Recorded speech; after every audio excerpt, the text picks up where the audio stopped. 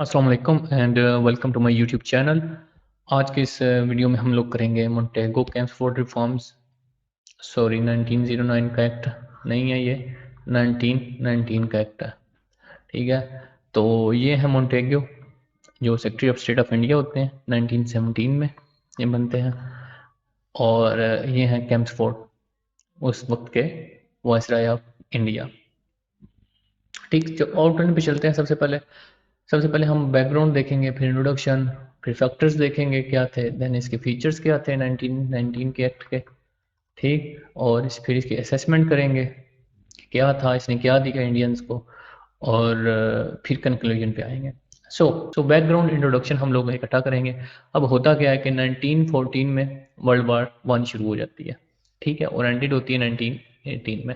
Indian क्या करते हैं, सपोर्ट्स करते हैं ब्रिटिश को, ब्रिटिश गवर्नमेंट को इस वार में सपोर्ट करते हैं। ऑलमोस्ट 1 मिलियन आर्मी, और इसमें से अबव 70,000 प्लस इसमें मारे जाते हैं इंडियंस। सिर्फ इंडियंस की बात कर रहा हूँ, 70,000 प्लस। सो एक हाई लेवल पे जाके सपोर्ट करते हैं ब्रिटिश को इंडियंस। अब इंडियन को ये होता है कि अगर हम ब्रिटिश को सपोर्ट करते हैं वर्ल्ड वॉर वन में, तो इसके बदले में वो हमारी डिमांड्स को मान लेंगे जो हमने लखनऊ पैक्ट में की थी। लखनऊ पैक्ट का इन्फ्लुएंस होता है इस 1919 की रिफॉर्म्स पे। ठीक है, ये आपने एंगल नहीं बोलना कि इससे पहले लखनऊ पैक्ट भी हो चुका होता है 1916 में। ठीक है, सो उसके बाद 1917 में न्यू सेक्रेटरी ऑफ स्टेट आ जाते हैं मोंटेगो, और वो देते हैं एक डिक्लेरेशन देते हैं, या कह लेंगे पार्लियामेंट में वो एक स्पीच देते हैं। अपने जो ब्रिटेन का पार्लियामेंट है वहाँ पे वो स्पीच देते हैं, और उसको अगस्त में, तो उसको अगस्त डिक्लेरेशन भी कहा जाता है, या मोंटेगो डिक्लेरेशन भी उसको कहते हैं। अब 1918 में वर्ल्ड वॉर एंड हो जाती है, और एक्ट इंट्रोड्यूस होता है 1919 में, और इसमें काफ़ी ज़्यादा कह लें कि रिफॉर्म्स की जाती हैं। अगर आपने 1892 का एक्ट का मेरा वीडियो तो मैंने नहीं बनाई, अगर 1909 की आपने वीडियो देखी है तो आपको बहुत अच्छे से पता चल जाएगा कि 1919 का एक्ट कितना ज़्यादा रेवोल्यूशनाइज था, कितनी ज़्यादा रिफॉर्म्स की गई इसमें। ठीक है, तो फर्स्ट टाइम प्रियम्बल लिखा गया। ठीक है, तो आपको पता है, अगर आप को थोड़ा सा भी अगर आप पॉलिटिकल साइंस को जानते हैं कि कॉन्स्टिट्यूशन में सबसे पहले एक प्रियम्बल होता है, एक खुलासा होता है कॉन्स्टिट्यूशन का। तो सबसे पहले ये प्रियम्बल दिया गया, और उसके बाद इंडिया को कहा गया कि जो इंटेग्रल पार्ट है ब्रिटिश एम्पायर का, जैसे हम कहते हैं ना कि हमारे 4 सूबे हैं वो इंटेग्रल पार्ट है पाकिस्तान की स्टेट के, तो ब्रिटिश एम्पायर के का एक इंटेग्रल पार्ट कहा गया इसको। और 1919 का एक्ट, इसमें बाई कैमरल इंट्रोड्यूस करवाया गया लेजिस्लेचर को, बाई कैमरल। इसकी सिग्निफिकेंस है क्योंकि मोंटेगो रिफॉर्म्स जो हैं वो ब्रिटिश को अटेम्प्ट थी कि इंडियन को डिमांड्स को पूरा किया जाए, और इंडियन को डेमोक्रेसी मुकम्मल तौर पे कह लें कि डेमोक्रेटिक राइट्स जो हैं वो इंट्रोड्यूस करवाए जाए या दिए जाए इंडियंस के लिए। सो एक बहुत अच्छी सिग्निफिकेंस है, ये बहुत अहम सिग्निफिकेंस है इस एक्ट की। सो अब फैक्टर्स की बात करते हैं कि फैक्टर्स क्या कहते हैं। नंबर वन, सबसे पहले फैक्टर में आ जाता है कि Indian rejection of self rule. अब ब्रिटिश को डिमांड की थी इंडियंस ने कि हमें सेल्फ रूल दिया जाए, ठीक है, 1919 के एक्ट से पहले, लेकिन ये नल एंड वाइड कर दी जाती है। सेल्फ रूल की जो डिमांड होती है इंडियंस की वो नल एंड वाइड कर दी जाती है, और जो द मूवमेंट होती है सेल्फ रूल की वो गैदर कर लेती है मोमेंटम, क्योंकि उस टाइम पे वर्ल्ड वार भी हो रही होती है। तो इसको मज़ीद परेशान करने के लिए या डिस्टेबलाइज करने के लिए ब्रिटिश जो गवर्नमेंट है तो ये काफ़ी ज़्यादा जोर लगाते हैं, मुस्लिम लीग और कांग्रेस, और कह लें कि ये मोमेंटम पकड़ लेती है इंडियन सेल्फ रूल की जो तहरीक होती है। ये अपने पहले नंबर पर फैक्टर याद रखना है कि सेल्फ रूल की जो तहरीक है वो मोमेंटम पकड़ लेती है। अब ब्रिटिश को मैंने आपको बताया ना कि जब भी ब्रिटिश पे कोई ना कोई सख्ती आती है, अब इनको लगता है कि अब कोई चारा नहीं है, तो वो रिफॉर्म्स लेके आ जाते हैं। 1919 के एक्ट में आप लोग देखेंगे कि कितनी ज़्यादा रिफॉर्म्स की जाती हैं। Then franchise problem of women. अब 1909 का जो एक्ट था मिंटो मॉडल रिफॉर्म था, उसमें लिमिटेड सी सीट्स थी वुमेन्स की, और उनको वोटिंग का जो कह लें कि राइट था वो भी नहीं था। तो वो एक अनडेमोक्रेटिक एटीट्यूड बन जाता था। ठीक है, अब डेमोक्रेसी में आप देखें तो ब्रिटिश में जो यूरोप था वहाँ पे काफ़ी ज़्यादा तहरीकें वगैरह चलती हैं, तब जाके वुमेन्स को राइट मिलता है। अगर आपने जेंडर स्टडी या फेमिनिज्म पढ़ा है तो फिर आपको पता ही होगा। खैर अगर नहीं भी पढ़ा तो इंशाल्लाह मैं पढ़ा दूंगा। अभी तो मैं पाकिस्तान अफेयर्स के लेक्चर सीरीज कर रहा हूँ, इंशाल्लाह आइंदा काफ़ी सारे सब्जेक्ट्स पे आएंगी वीडियोस। सो ये अनडेमोक्रेटिक एटीट्यूड था, और अब वुमेन्स को कह लें कि राइट देने के लिए एक रिफॉर्म्स तो करनी पड़नी थी। सो इस वजह से भी ये भी एंगल था इनकी जो 1919 का act. Then episode of world war. अब ड्यूरिंग फर्स्ट वॉर इंडियन जो हैं वो सपोर्ट करते हैं ब्रिटेन को, और इनका जो स्लोगन कह लें कि वो कहते हैं कि हम तो सर्वाइवल ऑफ डेमोक्रेसी के लिए लड़ रहे हैं, और इंडियंस का कहना है कि अगर आप इतना ही सर्वाइवल कर रहे हैं डेमोक्रेसी के लिए तो इंडिया में भी रिफॉर्म इंट्रोड्यूस करवाएं। सो ये एंगल भी एक था। ठीक है, या इंडिया में या इंडिया में रिफॉर्म इंट्रोड्यूस करवाएं, या इंडिया को फ्रीडम दे दें या डोमिनियन स्टेटस दे दें। ठीक है, अगर आप इतने ही चैंपियन बन रहे हैं डेमोक्रेसी के, ह्यूमन राइट्स के, ठीक है, तो हमें भी ये चीज़ें करके दें। देन था कि इनडायरेक्ट मेथड ऑफ इलेक्शन। अब 1909 के एक्ट में आपको पता है कि आल दो कुछ सीट्स थी जहाँ पे इलेक्शन होता था, लेकिन ज़्यादातर मेजोरिटी जो थी वो सिलेक्शन बेस पे आती थी, जिनको नॉमिनेट करता था वाइसराय। आप पीछे जाके देख सकते हैं इस वीडियो को, 1909 के एक्ट को। इसीलिए मैंने कहा ना कि मैंने आपको ये सारी जो रिफॉर्म्स हैं 1909 की और मुस्लिम लीग के जो लेक्चर हैं वहाँ से शुरू करने से मैंने आपको बताया था कि ये सारी चीज़ें एक दूसरे के साथ इंटरलिंक्ड हैं। सो अगर आपने 1909 की वीडियो देखी है ना, तो आपको इस चीज़ का बखूबी अच्छे तरीके से अंदाज़ा होगा कि इनडायरेक्ट मेथड ऑफ इलेक्शन क्या था, वाइसराय कैसे नॉमिनेट करता था बंदों को। तो ये इनडायरेक्ट इलेक्शन है, डायरेक्ट इलेक्शन नहीं है। डायरेक्ट इलेक्शन वो होता है जिसमें आम पब्लिक जो मैसेज है वो वोट करते हैं। ठीक है, अब अगस्त डिक्लेरेशन। अब अगस्त डिक्लेरेशन मैंने आपको इस बारे में बता चुका हूँ कि जो secretary of state of India थे मोंटेगो, इन्होंने कहा था कि हम सेल्फ गवर्नेंट की तरफ जा रहे हैं और इंडिया में मोर रिफॉर्म्स इंट्रोड्यूस करवाएंगे, और एक रिप्रेजेंटेटिव गवर्नमेंट, और या एक कह लें कि इंडियन नुमाइंदा जो जमातें हैं या इंडियंस जो हैं उनको ज़्यादा से ज़्यादा हम लोग जो एग्जेक्टिव कौंसल है या लेजिस्लेचर कौंसल है उसमें लेके आएंगे। सो ये अगस्त डिक्लेरेशन है। सो फीचर्स की बात करते हैं। अब इसके फीचर्स क्या क्या थे।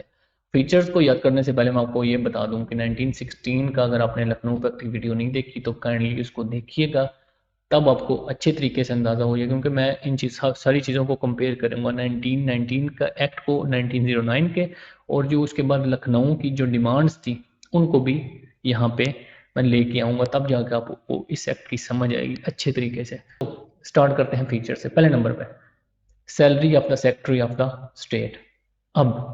अब क्या था कि सेक्रेटरी ऑफ स्टेट की जो सैलरी थी, अगर आपने लखनऊ पे के देखी है मेरी वीडियो, तो उसमें ये डिमांड की गई थी कि भाई जो सेक्रेटरी ऑफ स्टेट की सैलरी है वो आप इंडियन ट्रेजरी से दे रहे हैं। तो क्यों दे रहे हैं जी, वो तो ब्रिटिश कैबिनेट मिनिस्टर की जो सैलरी है वो इंडियन ट्रेजरी से क्यों जा रही है। सो ये था कि अब जो सैलरी थी, जो secretary of state of India थी, उसकी सैलरी अब इंडियन ट्रेजरी से नहीं जाएगी, उसको ब्रिटिश हुकूमत पे करेगी।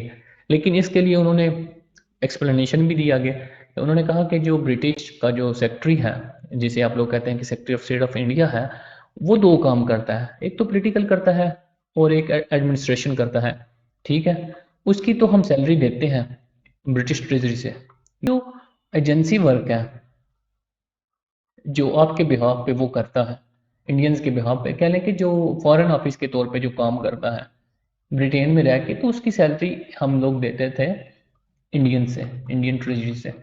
सो उन्होंने कहा कि अगर आप नहीं चाहते तो हम ये वाला जो एजेंसी वर्क है ये हटा देते हैं, तो ये इसको नल एंड वाइड कर देते हैं, कैंसिल कर देते हैं, और वो सिर्फ पॉलिटिकल वर्क और एडमिन करता है, और उसकी सैलरी ब्रिटिश हुकूमत खुद देती है। सो उसके लिए वो एक अलग डिपार्टमेंट बना देते हैं, हाई कमीशन फॉर इंडिया। ठीक है, इसकी आप लोगों ने सैलरी जो है वो हम लोग इंडियन ट्रेजरी से दे देंगे।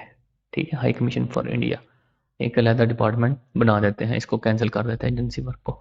देन इन्हेंसमेंट की जाती है वाइसराय की एग्जीक्यूटिव काउंसिल की। इसमें मेंबर तो चाहिए रहते हैं, लेकिन मैंने आपको बताया ना कि 1909 के एक्ट में एक था, अब 3 मेंबर जो हैं वो इंडियंस होंगे वाइसराय की एग्जीक्यूटिव काउंसिल में।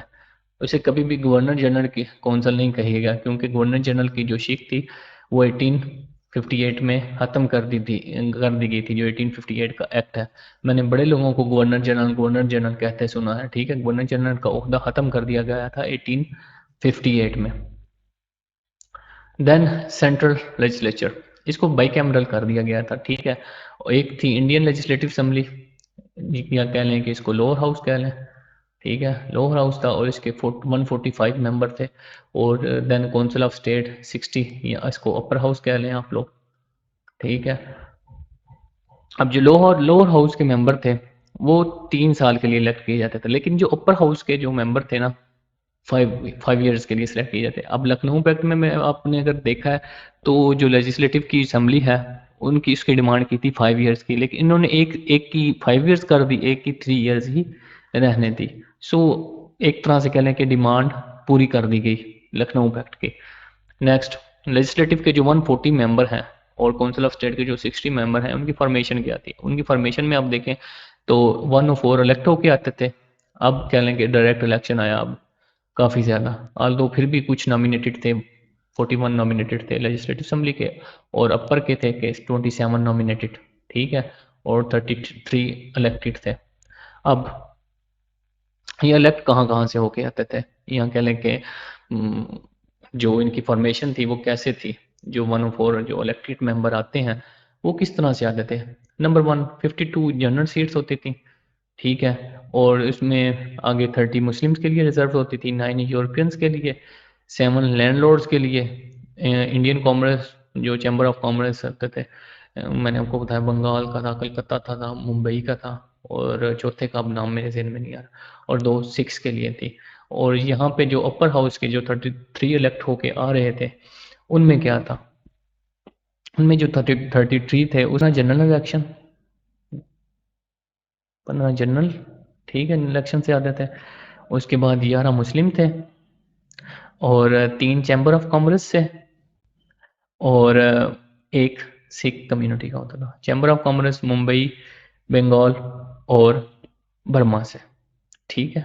सो division of legislative work, number 1, पहले तो नहीं था, क्योंकि पहले 2 लिस्टें नहीं होती थी, पहले सिर्फ और सिर्फ सेंट्रल लेजिस्लेचर होती थी, ठीक है, वो ही सारा कुछ फैसला करती थी। प्रोविंशियल को कुछ चीज़ों पे इख्तियार था और वो बहुत मिनिमल थे, और उनको पता भी नहीं था कि किन पे बना सकते हैं, कानून साजी कर सकते हैं, किन पे नहीं। और अब इसमें कह लें कि बाकायदा तौर पे इन्होंने मेंशन कर दिया था, क्या किया कि सेंट्रल सब्जेक्ट 47 कर दिए, जिन पे सिर्फ सेंटर जो है या फेडरल गवर्नमेंट है वो लॉज बना सकती है, जिसमें डिफेंस आ जाता था, foreign, custom, telephone, currency, railway, DC, काफ़ी ज़्यादा चीज़ें थी। इनमें से मेन मैं आपको बता रहा हूँ, कुछ प्रोविंशियल सब्जेक्ट्स थे वो 50 कर दिए गए, जिसमें लोकल सेल्फ गवर्नमेंट कह लें, पब्लिक हेल्थ, एजुकेशन, इरिगेशन और एग्रीकल्चर, मतलब जो चीज़ें जिनमें कॉमनैलिटी की इतनी हाँ ज़रूरत नहीं थी, हर जिसका जितना दिल करता था जो ओला बना सके, क्योंकि इन्होंने कुछ एहतियार सूबों को भी देने थे ना, कि जो मिनिस्टर थे वहाँ के उनको भी तो लगे कि हम जो है एडमिन में कुछ ना कुछ रोल प्ले कर रहे हैं। सो उन्होंने एक लॉलीपॉप कह लें कि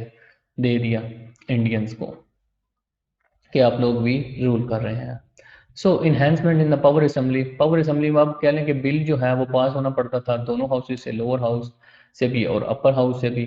लोअर हाउस में आपको वो एक लेजिस्लेटिव असेंबली और काउंसिल ऑफ स्टेट दोनों से पास होना लाजमी था।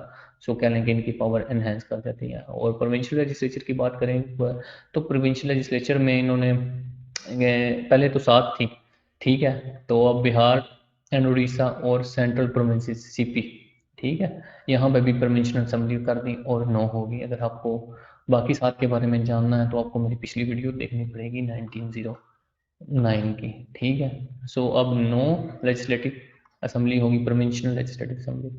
लेकिन सबसे जो मेन बात थी ना, इन्होंने प्रोविंशियल डायरकी इंट्रोड्यूस कर दी। डायरकी का मतलब होता है कि डबल गवर्नमेंट। अब डबल गवर्नमेंट किस तरह के, कुछ इन्होंने ट्रांसफर सब्जेक्ट कर दिए, कुछ रिजर्व सब्जेक्ट कर दिए। अब ट्रांसफर सब्जेक्ट पे क्या था कि गवर्नर और इंडियन मिनिस्टर मिलकर लॉस बनाता था। सूबों की बात कर रहा हूँ, सूबों में कुछ उन्होंने ट्रांसफर सब्जेक्ट कर दिए, कुछ रिजर्व कर दिए। अब ये गवर्नर जो था, कह लें कि सूबे का जो गवर्नर था ये ब्रिटिश होता था, या एग्जेक्टिव काउंसिल का जो वाइसराय किया, और इंडियन मिनिस्टर जो है वो जो इलेक्ट होके आया होता था, ठीक है। अब इस पे कुछ ट्रांसफर सब्जेक्ट होते थे, इन पे ये लॉज बनाते थे। अब जो रिजर्व सब्जेक्ट होते थे उस पे गवर्नर और जो उसकी एग्जेक्टिव काउंसिल है या जो उसके काउंसिल के मेंबर होते थे वो लॉज बनाते थे। सो एक किस्म की आपको लगेगा कि आप सूबे में 2 बॉडीज़ बना रही हैं लॉज। एक गवर्नर और इंडियन मिनिस्टर और एक गवर्नर और उसकी काउंसिल। सो इस वजह से काफ़ी ज़्यादा आगे चल के ना कॉम्प्लिकेशंस होती हैं, जिसमें जलियांवाला बाग जो है वो मेन है, जो जिसकी सबसे बड़ी वजह थी प्रोविंशियल डायरकी। सो एक टाइप की डबल गवर्नमेंट इंट्रोड्यूस करवा दी इन्होंने। सो असेसमेंट की बात करें तो डायरेक्ट इलेक्शन इंट्रोड्यूस करवाई इन्होंने, क्योंकि 145 में से 104 आपके डायरेक्ट इलेक्शन से इलेक्ट होके आने थे। सो आप कह सकते हैं कि डायरेक्ट इलेक्शन इंट्रोड्यूस करवाया उन्होंने। फिर अराउंड 65 मेंबर्स जो थे सेंट्रल लेजिस्लेचर में और 70% प्रोविंशियल लेजिस्लेचर में वो इलेक्टेड होने थे अब, जो कि पहले नहीं थे 1909 के एक्ट में। नेक्स्ट एलिजिबिलिटी क्राइटेरिया इतना स्ट्रिक्ट था कि सिर्फ 17,000 लोग वोट कर सकते थे। जितने भी इलेक्शन हो रहे थे इनमें सिर्फ 17,000 वोट का। सो ये बात जो है ना, यहाँ पे मुझे थोड़ा सा मैं कुछ कहना चाह रहा हूँ कि इन्होंने कितना कहने के मुहतात होके किया कि डेमोक्रेसी तो इंट्रोड्यूस करवाई। अब डेमोक्रेसी में कहते हैं कि वोट का हर बंदे को वोट का राइट है, लेकिन यहाँ पे इन्होंने 17,000 लोगों को सिर्फ वोट का हक दिया, क्योंकि इनको पता था कि बाकी तो सारे मासीज हैं, इनको पता कुछ है नहीं।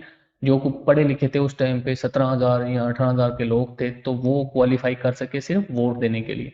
अब पाकिस्तान जैसे मुल्क में डेमोक्रेसी तो है, लेकिन कामयाब क्यों नहीं?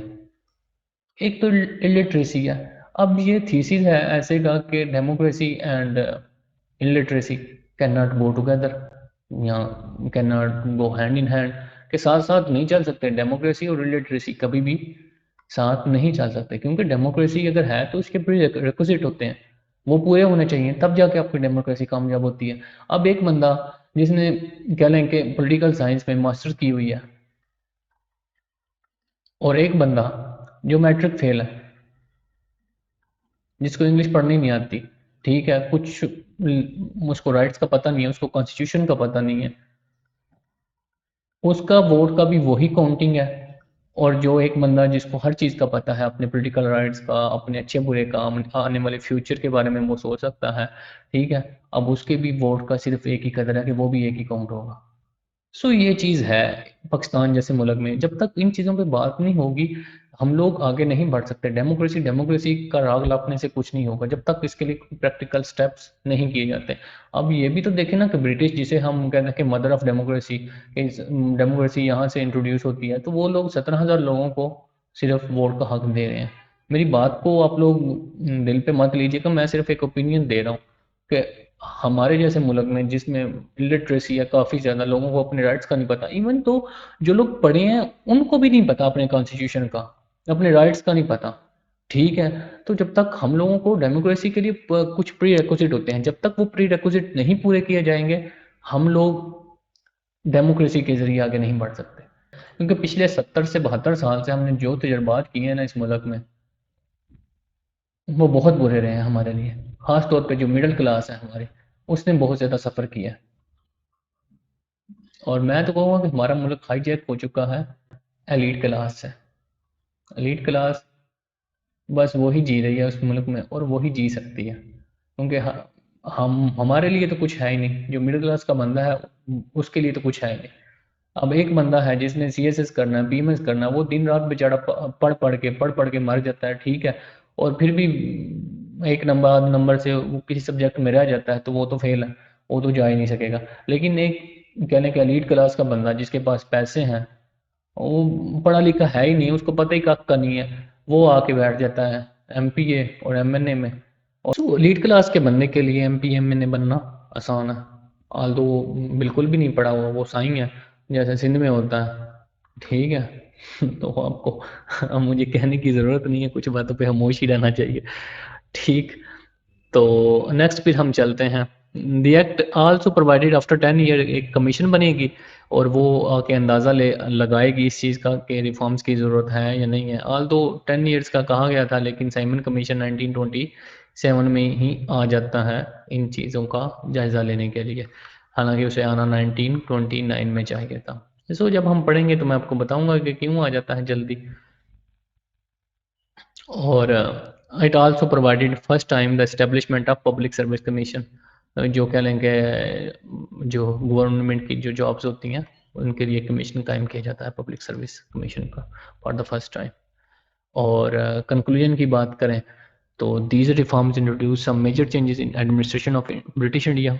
जैसे आपको पता है, अगर आपने पूरा लेक्चर सुना है तो आपको पता है कि मेजर चेंजेस थी काफ़ी ज़्यादा। बाईकैमरलिज्म था, उसके बाद जो इंडियंस थे उनकी तादाद को ज़्यादा कर दिया गया था। फिर 9 सूबों में आपकी प्रोविंशियल लेजिस्लेचर थी, और उसके बाद प्रोविंशियल को कुछ एख्तियारात दिए गए थे, 2 हिस्सों में तकसीम कर दिया था, एक सेंट्रल थे, एक प्रोविंशियल थे। तो काफ़ी ज़्यादा मेजर चेंजेस आ गई थी। एंड देन अंडर डायरकी, मैंने कहा ना आपको डायरकी सिस्टम था, डायरकी सिस्टम की वजह से काफ़ी ज़्यादा एपिसोड कह लें कि कॉन्फ्लिक्ट्स की आई। सबसे पहले जलियांवाला बाग का इंसिडेंट होता है, फिर कह लें कि खिलाफत मूवमेंट है, फिर नॉन कॉपरेशन मूवमेंट। सो ये सारी इसी वजह से चल रही है कि प्रोविंशियल डायरकी की वजह से, क्योंकि अब 2 बंदे हैं, एक में गवर्नर को अपने साथ मिलाना है और एक में इंडियन मिनिस्टर, और कुछ सब्जेक्ट पे सूबाई हुकूमत का इख्तियार ही नहीं है, उसमें सिर्फ गवर्नर और उसके जो कौंसिल के मेंबर हैं उन्होंने लॉ बनाना है। तो कह लें कि एक किस्म की जो कन्वेंशनल जो एख्तियारात थे उसको चैलेंज करने वाली बात थी ये डायरकी। और ये डायरकी ख़त्म होती है 1935 के एक्ट में, ठीक है। Next, British gave enormous power to governors, ठीक है। वही बात आ गई ना कि गवर्नर्स को उन्होंने बहुत ज़्यादा पावर दे दी, क्योंकि सेपरेशन ऑफ पावर तो ठीक है उन्होंने दी, लेकिन चेक एंड बैलेंस भी तो होना चाहिए ना। जब तक principle of check and balance नहीं होगा तो फिर तो काफ़ी ज़्यादा चीज़ें खराब हो जाएंगी, फिर तो वो अमरीत आ जाएगी ना, डेमोक्रेसी तो नहीं रहेगी। तो गवर्नर तो एक एक बंदे को इतनी ज़्यादा इनॉर्मस पावर देना, तो वो इसका मिसयूज़ करेगा। जैसे हमने सदर को एक पावर दी थी असेंबली को डिसॉल्व करने की, तो वो हम लोगों ने कितने साल भुगती है, 1947 से लेके 2010 तक, ठीक है। इस पावर की वजह से हम लोगों ने काफ़ी ज़्यादा नुकसान उठाया। सो जब भी किसी को ज़्यादा पावर दे देंगे तो वो मिसयूज़ होगी इस पावर का, ठीक है। वो एक कोड भी है कि power corrupts and absolute power corrupts absolutely. So ये चीज़ है कि इन्होंने बड़ा मिसयूज़ किया इस पावर का। और ये जब एक ही बंदे को आप लोग इतनी ज़्यादा पावर दे दें, तो ये पार्लियामेंट्री फॉर्म ऑफ जो गवर्नमेंट है, जिसे हमने डेमोक्रेसी कह लें, ब्रिटेन से लिया है इस चीज़ कॉन्सेप्ट को, तो ये पार्लियामेंट्री फॉर्म ऑफ जो गवर्नमेंट है उसके सख्त खिलाफ है। ये चीज़ बिल्कुल इसके खिलाफ है कि सिर्फ एक ही बंदे के पास ज़्यादा इख्तियारात हों।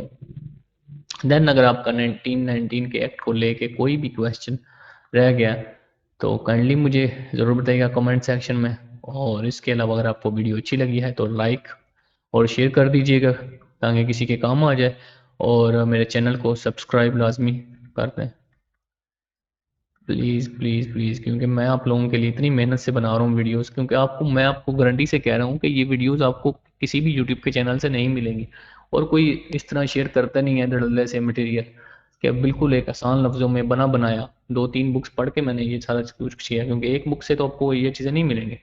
2-3 बुक्स पढ़ी हैं, उसके बाद लेक्चर तैयार करना, फिर इसकी रिकॉर्डिंग, इसकी एडिटिंग, सारा कुछ। तो इतना तो मेरा बनता है कि आप मेरे चैनल को सब्सक्राइब करें और इसको शेयर लाजमी करें दोस्तों के साथ, ताकि ये वीडियोस किसी के काम आ सकें। खैर मिलते हैं फिर नेक्स्ट लेक्चर में।